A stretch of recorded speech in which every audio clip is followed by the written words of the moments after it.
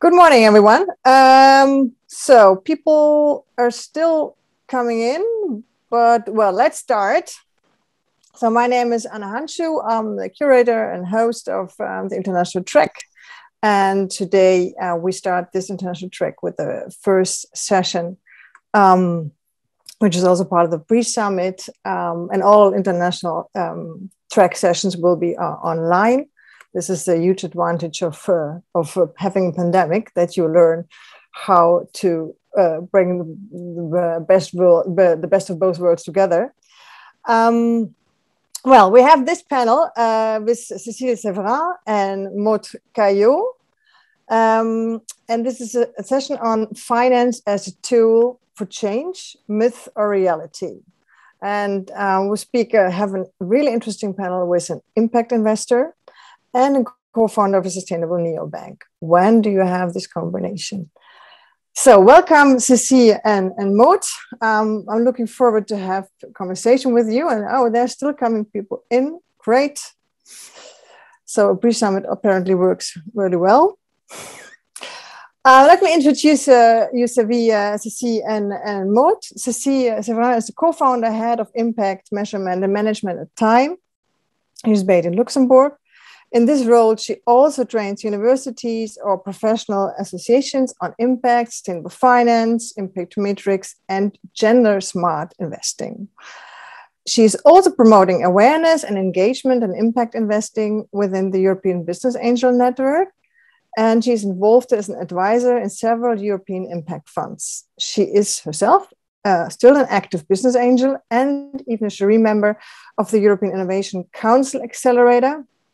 For all who have no idea what it is, this accelerator supports individual and small medium enterprises through the EIC fund. So reach out. I'm so free to tell everyone, just reach out to us or put the questions in the chat if you have, if you want to have a link or something like more information on SMEs and the EIC fund. We can follow up on that. Previously, before joining Time or co-founding Time, she was the managing director of the Luxembourg Business Angel Network and a tax senior manager at Deloitte. So she has a whole background into tax and finance, where I have no background, and so I'm even more curious to learn more. Maud is the co-founder of Green Gods. Hello, Maud. Which is a green neobank. And before becoming an entrepreneur, Maud was in different roles from marketing and communication, also in the luxury industry. Then she changed to business development and consultancy. And in her last role, she was at Capgemini, and I think it was in Paris, right? Exactly. And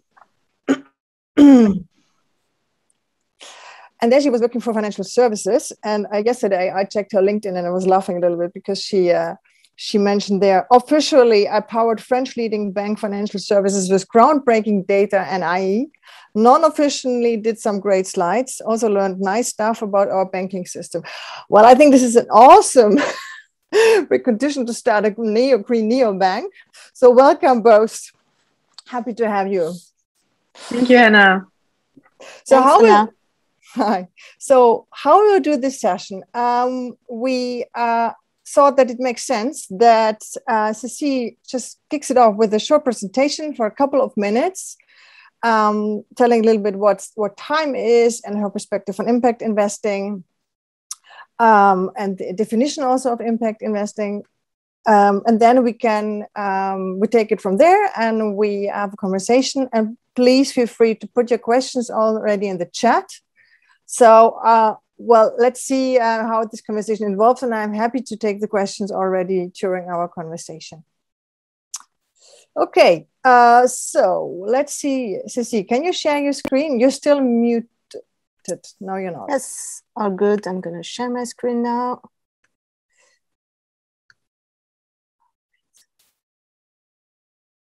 Yes, works perfectly. We can also see you. Great. Shall I start? Yes, please. Great. Thanks, Anna, for having me, and hi, Maud. Great to have you on the panel as well. Delighted to be here today. to get the opportunity to share about impact investing. 7 years ago, when I discovered impact investing and that business and finance could work together as a force for good, it was such an epiphany. Well, of course, impact investing or business and finance are not going to fix all our problems, but they can obviously contribute. So as Anna mentioned, my name is Cécile Sevrin. I'm a partner and co-founder of Time. Time is an impact catalyst.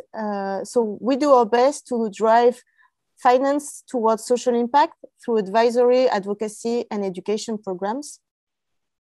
And with my colleague Heda, she's on the line. We also do co-investments with 2 other investors, and we focus on projects around climate change and inclusion. And we have a strong gender lens, and I'll come back to that later of what it means to be a gender lens investors.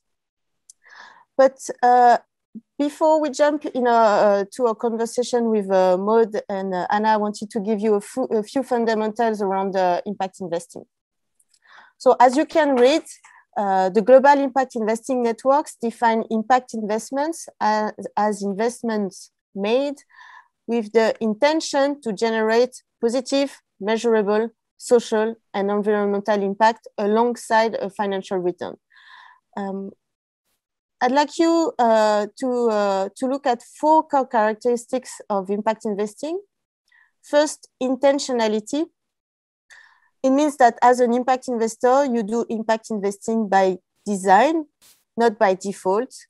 You actively looking for projects which have a strong positive impact, which means as well measuring the impact. Management, in the sense that if you measure data, it's just not for measuring data, it's because you need to manage those data and improve them in a kind of a prove and improve loop. Impact investing also, we call it patient capital because investing in projects with a strong social or environmental focus means usually that it's going to take longer to achieve the desired outcome. But impact investing also means investing with the intention to get a financial return. So it could be a return on capital, dividends or capital gain, but also or what we call capital preservation. So some investors are sacrificing some of the returns to get more impact. And just to give you an idea of the market size, the IFC estimate the market at $636 billion in 2020. So it's no longer a niche market. It's getting bigger every year. So I encourage you to look at that industry. When we prepared the session with Anna and Maud, we discussed a lot about women investors and women entrepreneurs. And that's why I decided to bring a specific topic and a specific gap in the investment industry. Oops, can't get my next slide. Here we go. So this gap I was mentioning in the investment industry is the gender gap. If you look at the slides, women-led startups received only 2.3% of VC funding in 2020. I don't know if you realize that number. It's even less than 2019. And in parallel, only about 12% of decision makers at VC firms are women. So we believe that there's a kind of a relationship between the 2 issues. But rest assured, there are people working on that gap that sees that as an opportunity, but also as a way of contributing to investing more in women-led projects. And it's called gender smart investing. Again, some definition, gender smart investing are investments made with an intentional. So again, we have this intention approach to look at gender factors in investments to achieve better business, social, environmental, and or investment outcomes. This strategy can be broken down in 2 axes. One, it's investing in solutions with a gender lens. So for instance, and I give you example after, you will invest in a project that that produce services or products that benefit positively women and girls. That's one example. Or it's investment, you embed in your investment process gender factors, such as if you are a fund, having more women in the investment committees, for instance, or looking at gender factors when doing due diligence. To make it more digestible, I put here some lenses that we use to explain gender smart investments. So it could be investing in women funders. It could be investing in the companies that have women at leadership level. So there's many ways of looking at gender smart investments, and you can pick only one lens or use a combination of different lenses together. To give you an example of a nice project, which is impact investing targets and also has a strong gender lens focus. This example is Solar Sisters, if you want to look at their website. Solar Sisters is a company funded by a woman, and basically she supports women in sub-Saharan Africa to create sustainable business by selling clean energy to their communities. So she's providing work opportunity for women in sub-Saharan Africa. And at the same time, she's offering clean energy solutions for the community. So that's really a great project with a strong climate impact and also a strong gender focus as she's supporting women in sub-Saharan Africa. I thought it would be interesting as well to give you some resources of where to look if you are either an entrepreneur or an investor. First, the Gender Smart Investing Summit, Gender Smart Investing website, sorry. This is a great resource to find information and where to look for investments if you're a women entrepreneur or if you're a women-led fund.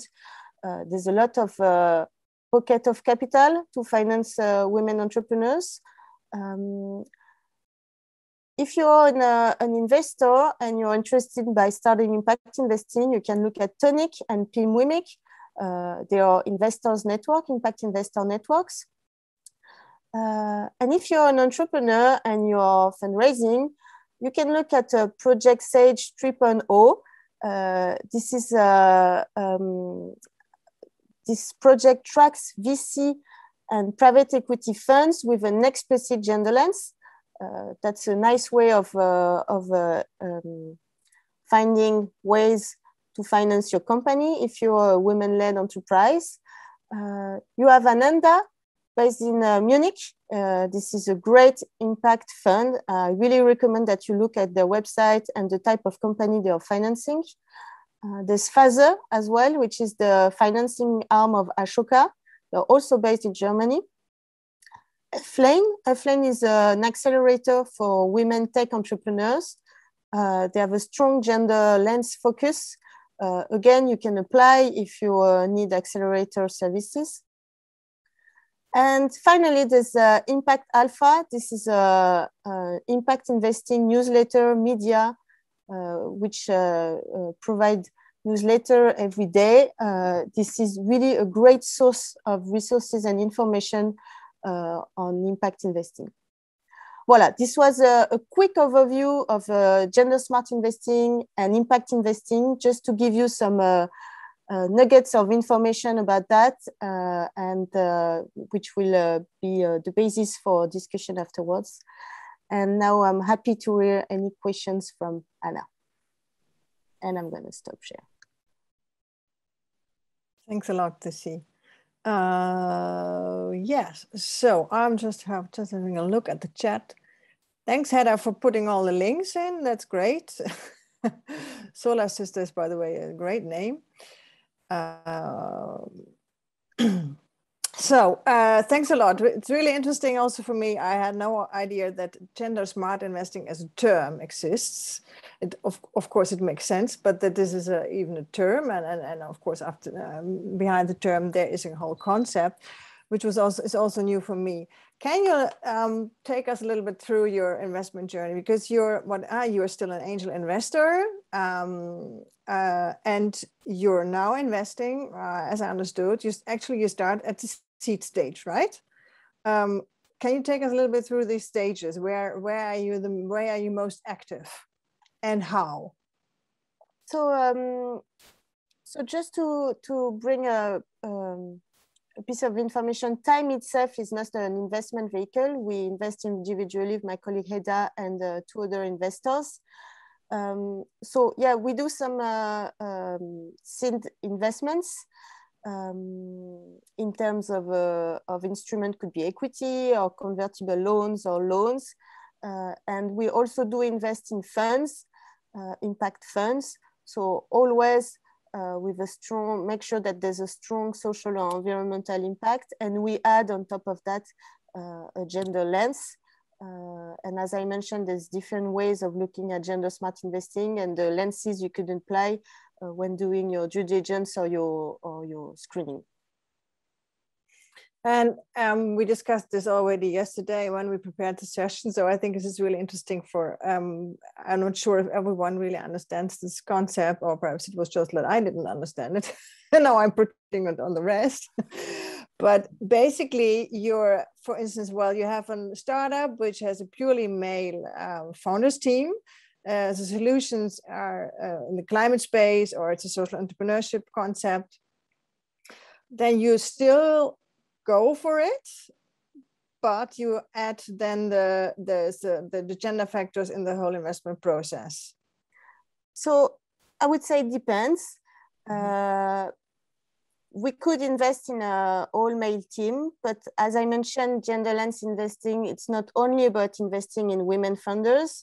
So then our job would be to push gender factors into the company, either making sure that they hire women in leading positions, but also if you invest in a climate project, and this is the example of Solar Sisters, well, the founder is a woman, but the underlying asset and the impact that this company creates, for instance, there's a strong impact for women empowerment to have their own job and then to spread renewable energy. So I mean, we would avoiding in an all-male team because we believe that diversity is key for success. And by the way, we focus a lot on gender, and my presentation was a lot about gender, but that's not the only diverse group that we try to push.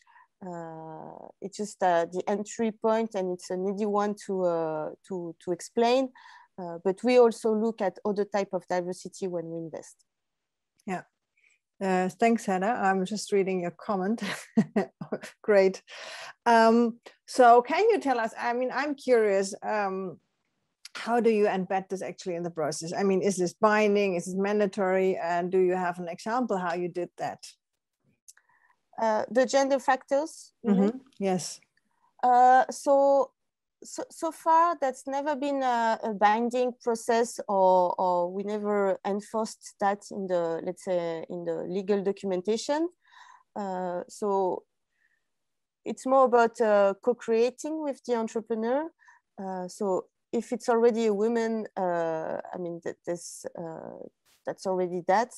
But I mean, we see seed investment more like as a collaboration. So we do not force, you know, companies to embed policies that they don't want to embed, etc. But I mean, you know, when you invest into a startups, it's all about the team and how you feel with the team, and there's a strong trust element. So far, we've never enforced anything into the legal documentation, but I would say in the, let's say, more private equity sector, where there's also gender lens investments, I believe that at that level, when there are millions at stake, that you could enforce in the legal documentation gender pay gap equity, gender pay equity, or policies for men to take a paternity leave, etc. So there's many ways of pushing gender lens, depending at the level, at which level you invest. If you invest in a seed start, or if you invest as a private investment, private equity investment, for instance. Yes, sure. And now you're talking about collaboration. I mean, makes me curious. So how, I mean, you're also an angel investor still. So how are you involved then? I mean, are you an advisor? How close you are? So I would say, again, it depends. It depends of the stage. But we really like to co-create with entrepreneurs. So always happy to discuss strategy or how we can help with impact metrics and impact measurement and impact management. We can co-create KPIs, impact KPIs, for instance, with them. And I think as well that usually angel investors, they are good at leveraging their network. So it's also all about creating connections with other entrepreneurs or angel investors or partners, etc. Yeah. Okay. Yes. Okay. Makes sense. Just once again to the audience, feel free to ask your questions now already, especially if you have questions on that. If not, I just continue with my questions because I have a long list. And if you look then at an opportunity, or the fund in which you invest, how do you do that? I mean, you have this whole the lenses which you showed us. So of course you do the whole due diligence process, and then this adds on, or how does this work? So you look also at the market, you look at what are the trends, what's coming up. Yeah, exactly. So I would say we look at the deal exactly as an angel investor will look at. We do due diligence. What's the business model? What's the competition? Do we believe that the team is gonna execute the project? So I would say we look at all the traditional ways of looking at a deal. And on top of that, we look at the impact, and we ensure that our gender lens is applied during the process. But I would say that most of our deal flow, and I'd say 100% of our deal flow, is coming from our network, friends, or business relationships. Never seen a deal arriving in your mailbox coming out of nowhere. Most of the time, there's a connection with someone somehow that also creates kind of a trust element with the founding team. Okay, I got it. And I'm sorry, I just got the chat. Laila is asking, hi there, could you remind me where will the full list of links and other information be available for review later? Laila, I will make sure that, I mean, you see the presentation will be recorded anyway and will be showed. So there are, of course, the addresses which Cécile just mentioned, but I will also make sure and talk to the colleagues in Berlin if we can make sure that you receive this list. Mm-hmm. Yes, because of course this is really valuable.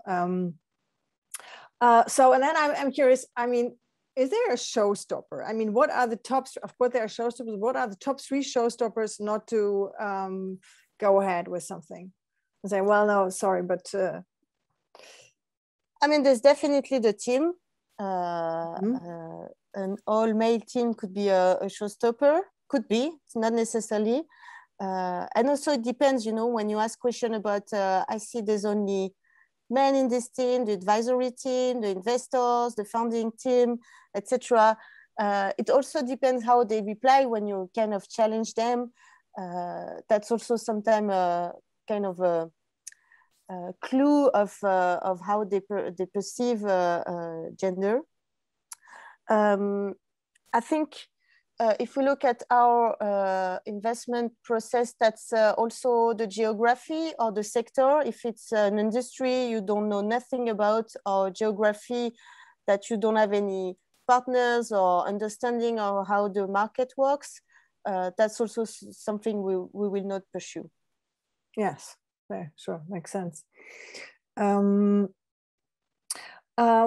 Well, I'm curious also, like, I mean, there's this whole discussion going around ESG, and we also discussed it before. How do you measure impact? I mean, this is your core task also at times. So how do you measure that? I wish there would I wish there would be an easy answer of how you do measurement in finance, like accounting.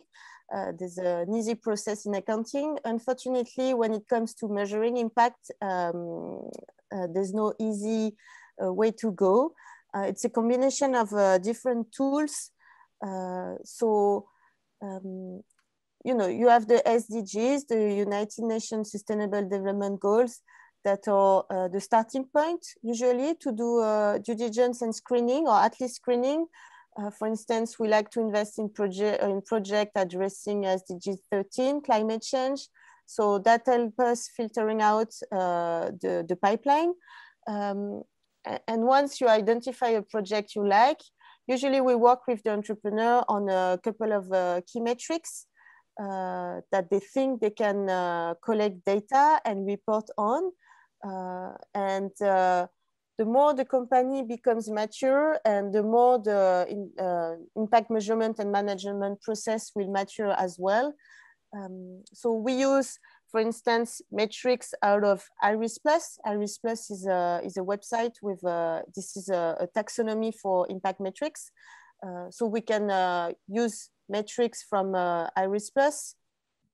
We also, it's always a work together with the entrepreneur. That's just not us investors coming in and imposing what we want to do or how we see things. That's really a collaborative work. And then you can, for the entrepreneur or investors in the audience, you can look as well at the impact management projects.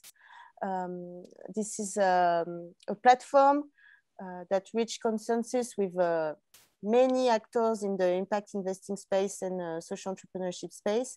And they provide a framework on how to classify your underlying investment into ABC models. So A, avoiding harm, B, benefiting stakeholders, and C, contributing to solutions. So you can basically map out your portfolio against that framework and obviously try to have more contribute to solutions project than avoid harm. But in any case, you want to avoid projects that are harmful to society or people. Yes, okay, thanks. So this is actually also already giving an answer to the question on the ESG versus impact investing. Well, then you're moving towards the C, where you're not only avoiding doing harm, but doing by purpose something which is not perceiving that, but it's adding value, depending from the business itself, what it is. Before I would like to go to Maud, and I would like to hear more on Green God. I'm also curious, like what we saw on your slide, there is a tremendous lack of female investors in the impact field, but also, I mean, just everywhere. And the same is, well, with female entrepreneurs also, we could have more, but it has a huge impact. I read somewhere that in cases like you have female investors, this more than doubles the chance that a female investor gets funding. Correct me if I'm wrong. I do not remember where I read this, but I was quite shocked. And this really makes the case even more urgent, that there is really something which needs to change. So if someone wants to enter the impact investor space, because you are also an entrepreneur, of course, and this is Entrepreneurship Summit. So what are, in your opinion, the key personality traits which you need to have to become a great investor, angel investor? That's a question for me, Anna, right? Yes, that's a question for you. Okay. Yes. I mean, if you want to do impact investment, I think first you need empathy, empathy with the entrepreneur for sure, but also with the cause. I think that's a great trait. I think you need also to be business savvy, because if you want to be at least successful or be able to help the company you're invested in, you need to be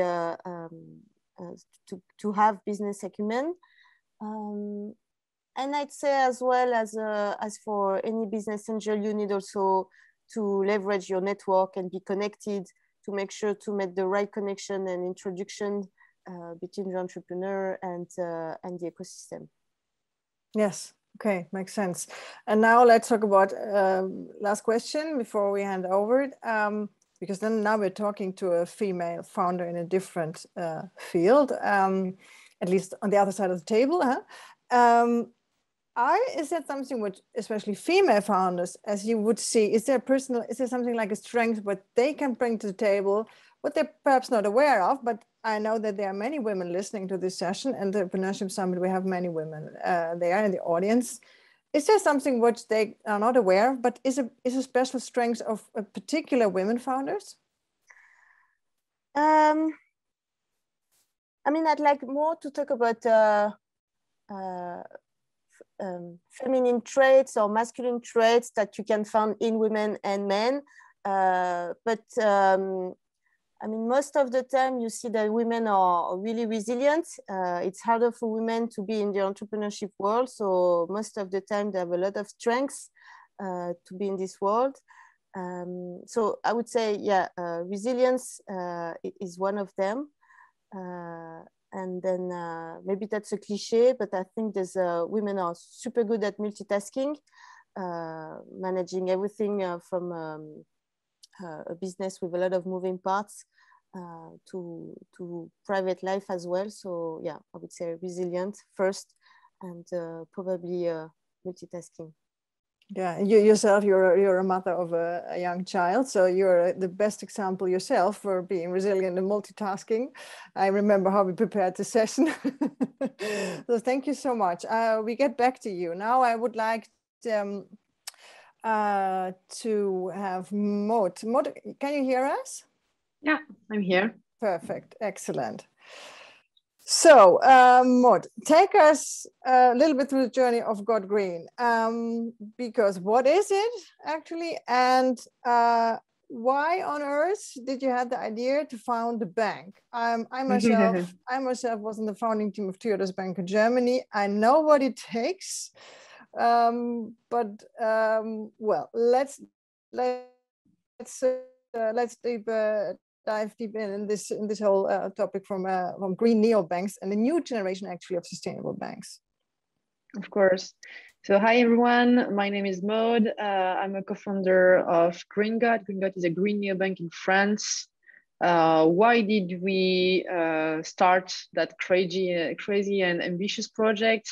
Because I'm part of this generation who knows that we are the last one to be able to tackle climate change or minimize climate change. And while I was studying and trying to find the best solution for my son, what I could do best and what I could do with the maximum impact on that climate crisis, I discovered that finance and banking is really the leverage that we do not use at all, but it is the one that has the most impact and the most immediate impact on climate. And when you think about it, it's very logical. Where the money goes, the world is built. And today we are building a world that is still very 20th century way, with a lot of fossil fuels and fossil energy. Why we should put our money on new industries that would make us be able to be resilient to climate change.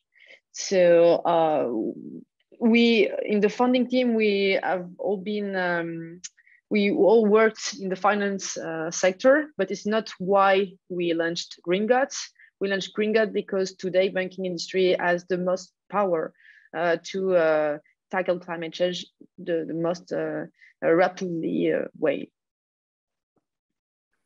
And how did this idea actually came up? I mean, you were all, I mean, you are the whole team, and then I imagine you're all busy with relatively classic banking and finance industry. So how does it? How did you have the idea to found a bank? I mean, this is not what happens every day, and it's quite difficult. I had the idea really trying to think about what I could do to bring to be part of the solution. And when I discovered that bank industry has the most impact today, like for instance in France, an average French people emits like 11 tons of CO2 of greenhouse gas every year because of its transport, alimentation expenses and stuff like that. But your money in your bank account also emits in France 11 tons of CO2 every year on your name, on your behalf. So it's literally double your carbon footprint. So this is the first stuff you can do if you want to, at your personal level, change something and reduce your impact on our environment. So this is why we decided to build a bank, because today in France, you do not have really a solution if you are aware about that problem of your money in your bank account. But if you're aware about that, what can you do? There is no banking solution that can assure you that your money will not fund any fossil fuel, but will fund renewable energies and new transport infrastructures and stuff like that. Thanks. Yes. Wait a second. I have to admit people in. There are even more people coming in. Thanks. And the interesting thing is you're not even 30 years old, and you don't have a track record of 20 years in the banking industry. No, so you're yeah. So this is also interesting in terms of showing people what's possible. So tell us a little more about Green Gut itself, because the bank is not yet launched. You're in the last stage before. You don't tell us the date by purpose, as I understood, but you have already a long waiting list. How many people are on this waiting list? Can you tell that? Yeah, of course. We have 20,000 people on the waiting list. And how long is the waiting list open? A little bit, 1 year. Oh, yes. 1 year. Yeah, we've been working on that project for long because, as you mentioned it, this is a very ambitious project. So we cannot launch it in a few months.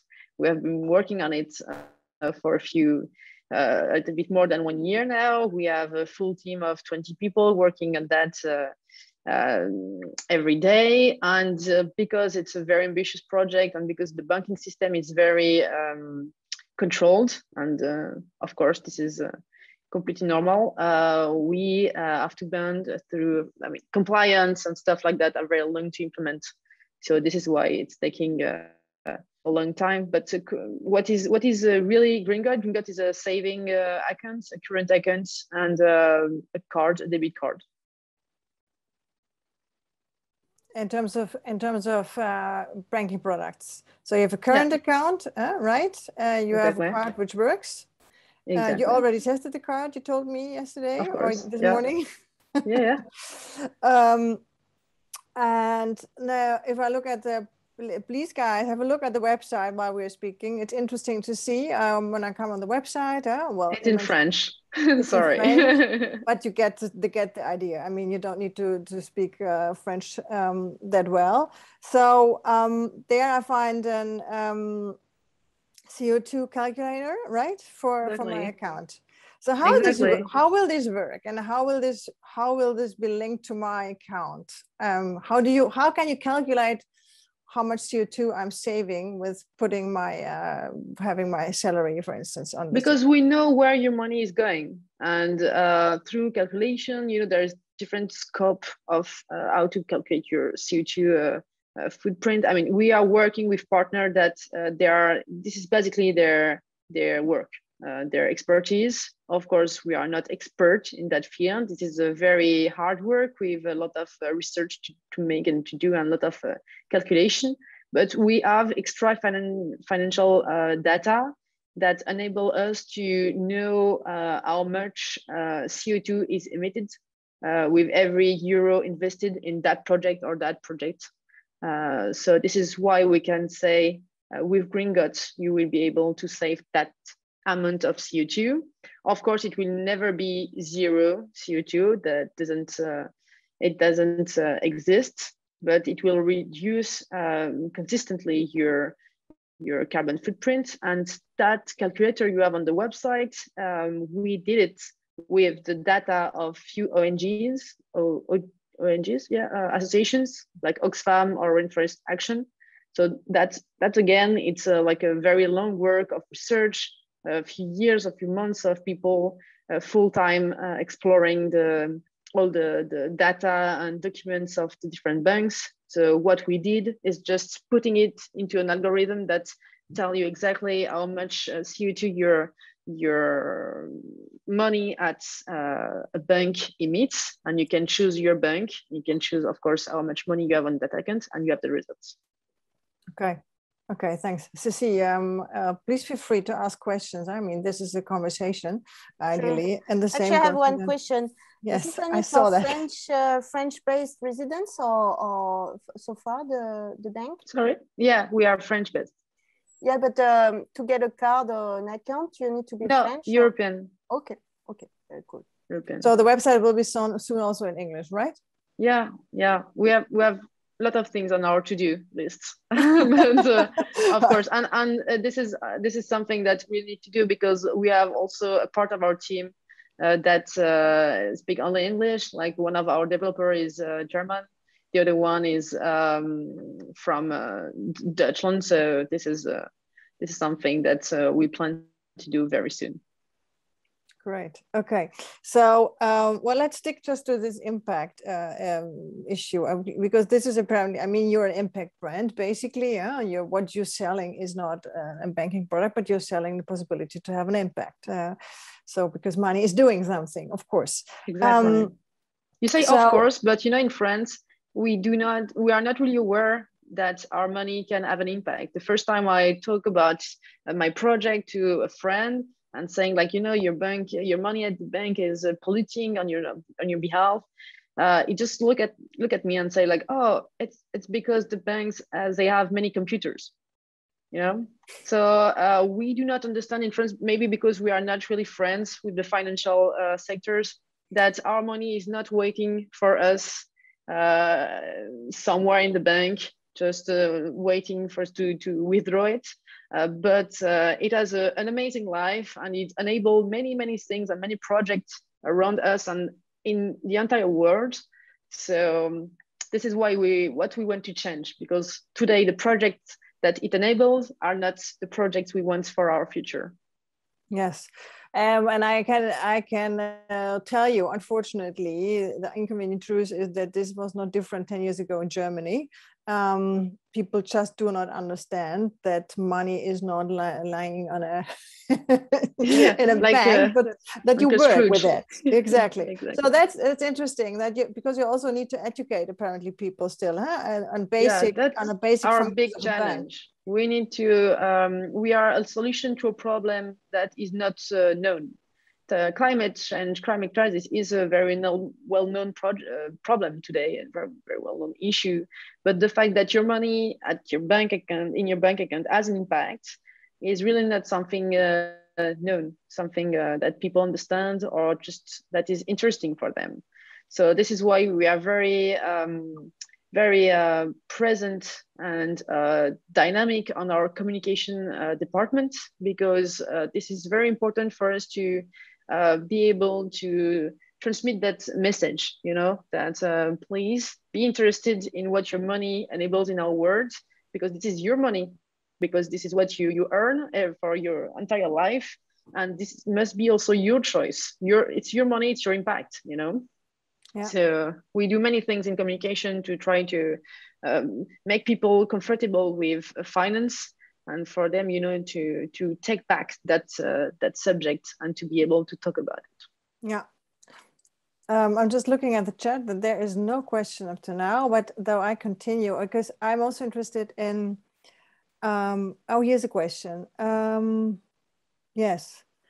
When we are speaking about change, do you have offers for farmers what change their farming from conventional agriculture, what emits CO2, yes, to agroforestry, agriculture with shrubs and trees and building up humus, absorbing CO2? Business maybe get better accounts when they do something for the future? I'm not sure if I really understand the question, Marius. Me either. But agroforestry is definitely better than conventional agriculture, Marius. This is, if it's your question, we do finance and fund that. Perhaps just one step back, is it, I mean, the basic question is, do your target group, is this retail, or I have also accounts for businesses? No, today just for retail, for retail. You and me, no companies right now. Okay, yes, okay, he's replying. Okay, so when do you intend to offer that? To offer for companies? Yes. Yeah, it's on our to-do list too. We have quite a long to-do list. We have a long to-do list. Now, offering that service to companies, it's like a different KYC. So it's like a KYB, know your business. You know, as a neobank, we need to do all the KYC. So be sure that you are the person on your ID, but you are also not a tourist or a political exposed person or stuff like that. So it's very long. And for the business, we also need to know that you're not money laundering and stuff like that. So it's another part of compliance. Yes, exactly. I'm curious on that point, and I would like also to perhaps Cécile has some points also on that, or questions, because of all the risk issue. Of course, you are a bank, and this is all about. We are not correctly a bank. We are a neobank, so that means that we do not have the license of credit establishment. I'm sorry, I don't know if it's the right expression in English. I know it in French, but basically we cannot do any loan. This is like the maximum level of banking license to be able to make loans. So how we can work and how we built that Gringot is that we partner and we work with institutions that their work is to lend to us their license. So we are on their license, banking license. And to have our own license, it will take a few years and few millions. So it's still not now. Okay, so you operate on their license and you're waiting to get the license to officially operate as a bank your own. Correct?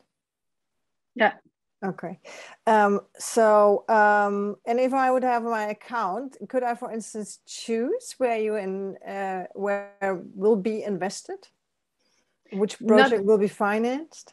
You will be able to choose. We chose the first project, of course, for the launch, but we want you to be able to choose exactly which industry, which sectors your money funds. So yeah, it will be something possible in a very short future, but for the launch, we just built with some experts the funding and the investment in the 6 pillars of the ecological transition.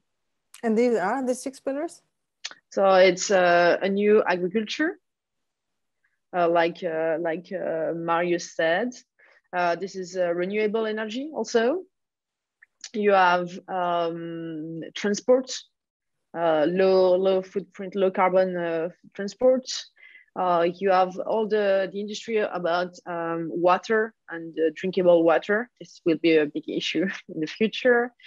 Circular economy and short distance economy, and of course forest and ocean protection. Okay. And then because there are also questions, but you make sure that this is, this is also always an issue, of course, of risk management, because if people can choose, then you go, for instance, only for agriculture, because this is where your heart is. But then, of course, you have to deal with the risks. Exactly.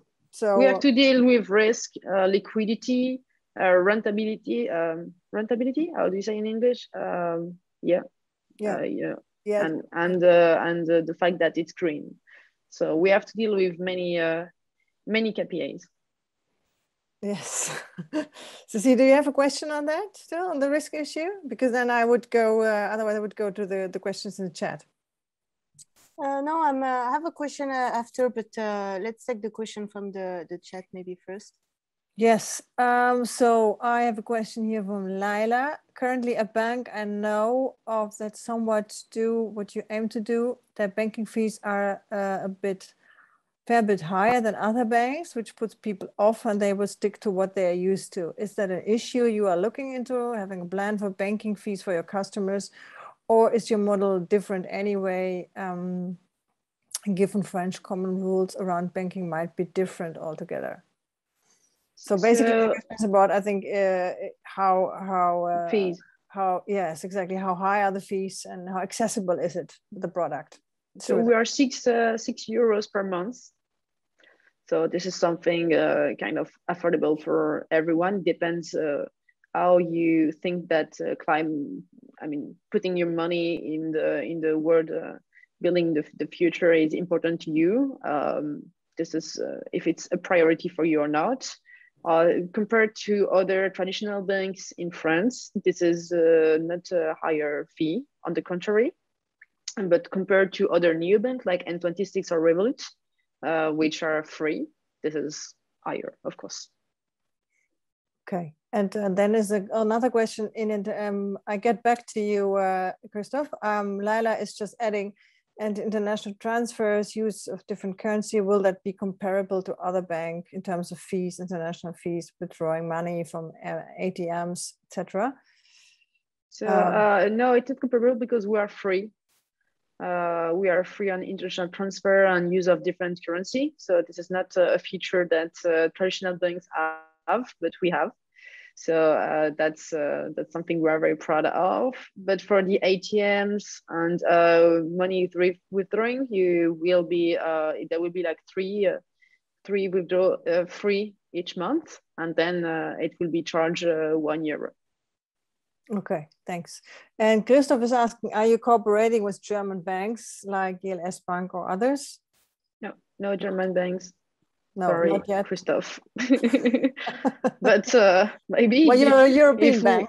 if one day we'll open in Germany, if those ethic banks can offer us some great financial products that we will be able to offer to our customers. Of course, we are really open to work with everyone that is willing to tackle climate change through finance too, and who is sharing our values. Okay, thanks. Then I would like to, Cécile, you had a question, right? Yeah, it was more like to look back to the beginning of the discussion and to see if Maud did some fundraising and if her and the team is working with angel investors and they found impact investors. We did a first fundraising, a pre-seed, like a little fundraising. And it's very interesting because I was really trying to look to find at least one female investors, and I never had one.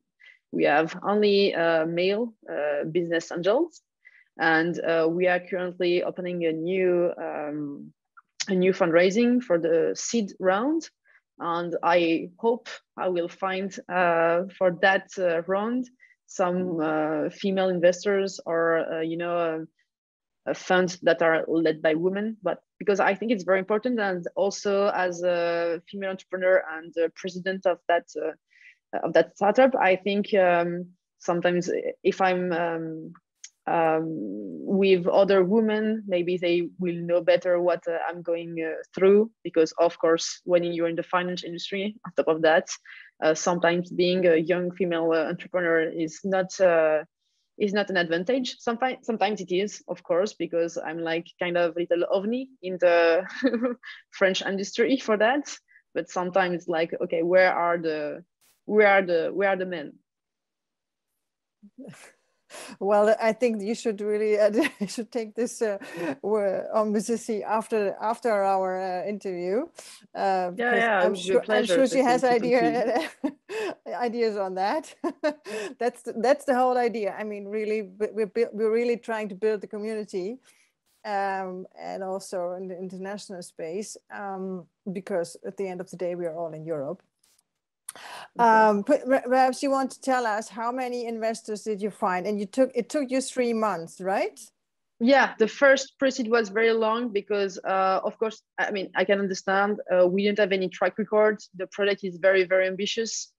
So at the beginning, people were just laughing at us, but then we found some people sharing our value and being confident because they saw that the communication was great. They saw that we had a great organic traction. They saw that we could make noise and some buzz with no budget, no money, and just because we could talk to people directly, and what we were saying just made sense for them and for some of them. So this is why we have so many people in our community and in the waiting list. Whereas we are talking about two very serious and not very funny subjects, finance and ecology. So at the, it's also sometimes when you're looking for money, no one wants to give. But when you are not looking anymore, everyone wants to give some money. So this is a very social science, but we made it and we are very happy. And now we are just launching opening a new round because we are ready for the second step in our project, and to have the most users possible to have the most important impact. And can you give us one or share with us one experience which you think was the most important point that you finally succeeded in raising this money without having this track record? You mentioned that you made noise. So oh yeah, we made we made some buzz with some visuals. We are very active on LinkedIn, and for instance, we made an April Fool that really made laugh a lot of people. Like we said that Elon Musk invested 100 million in our startup, and basically everyone believed us. So this was very flattering. Even my mother and sister called me, congratulating me. So yeah, but it's like a very simple idea. We want to bring some fun in those very sad or serious industries and subject like finance and ecology, and people are like to laugh, but also like to learn new things. So for instance, we are very active on TikToks now. We do many jokes and it's funny, but we also talk about how the money is created by whom, by the banks, how your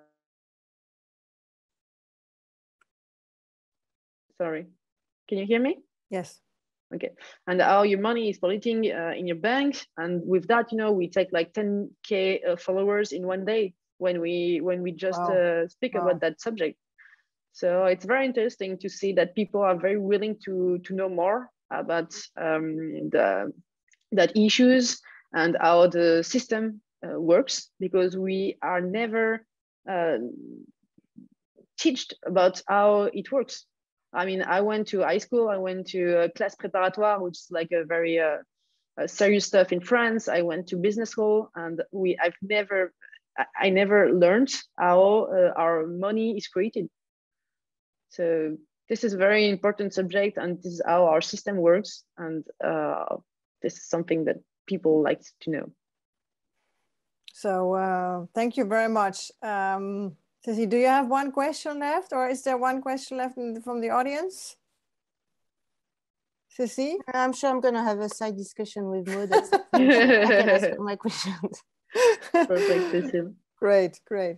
So my conclusion is, finance is a tool for change, myth or reality. I think both panelists will agree on that, but it's still a long way to go. And since we do not have that much time left, we really need to speed up, I think.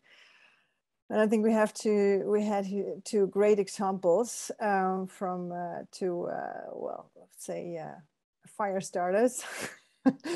So thanks so much for joining us for this session. And thanks to the audience for the great questions. This session will be is recorded, so you can also see it once again after the session took place. Then thank you everyone, and have a nice day. And I hope to see you for the other sessions from the international track, which will take place tomorrow, all online. See you then. Perfect. Thank you. Anna. Thank you, Maud. Bye. Bye. Bye.